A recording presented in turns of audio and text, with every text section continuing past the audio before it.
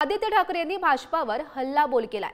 सत्ता न जय हे भाजपाचं ब्रीदवाक्य असं आदित्य ठाकरे यांनी म्हटलेलं आहे। पाहूयात। नाही, गद्दारांच्या खोके सरकारला आज जागतिक खोके दिन आहे। ज्यांनी धोका दिला, जे खोटारडे आहेत, जे बापचोर आहेत, त्यांना जे कोणी निर्लज्ज असतील ते त्यांचा सत्कार करतील।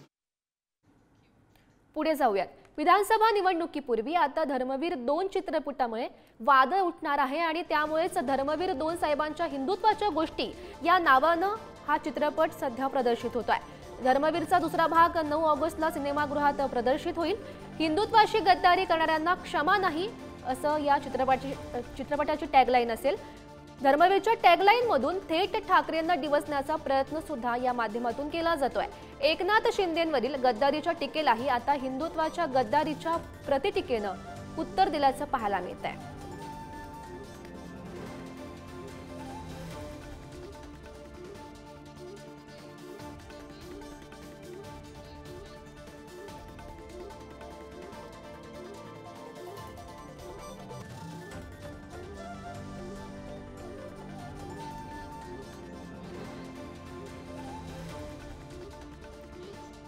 दरम्यान आदित्य ठाकरेंनी भाजपावर हल्लाबोल केलाय। सत्ता न जय हे भाजपाचं ब्रीदवाक्य असल्याचं आदित्य ठाकरे यांनी म्हटलंय।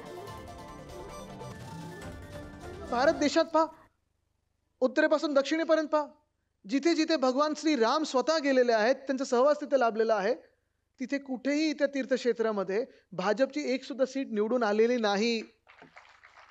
कारण आपण जे इंडिया आघाडी म्हणून पाळतो ब्रीदवाक्य, ते भाजप पाळत नाही। आपलं ब्रीदवाक्य हेच आहे, रघुकुल रीत सदा चली आए, प्राण जाय पर वचन न जाय।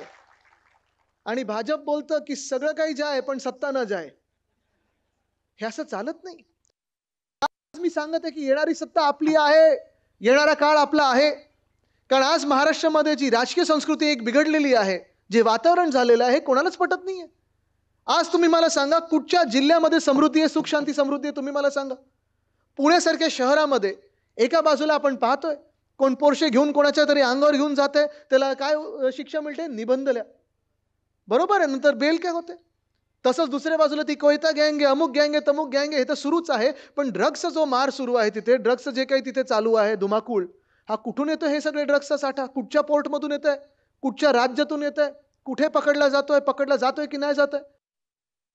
भाजप आल्यानंतर काय झाले? बल्ड ड्रग पार्क म्हणजे औषध बनवायचं पार्क, हे गुजरातला, आणि गुजरातमधून नुसतं ड्रग्ज इथे आणले। म्हणजे ड्रग इथे आणि बल्ड ड्रग तिथे, अशी परिस्थिती सगळी ती केलेली आहे। राख रांगोळी बोलायचं तर रांगोळी तिथे आणि राख इथे, अशी ही परिस्थिती आपली केलेली आहे। आपल्या महाराष्ट्रासाठी लढायला तयार आहात का? कारण ही लढाई फार महत्त्वाची ठरणार आहे। ही लढाई आपल्या देशाच्या इतिहासात मोठी ठरणार आहे।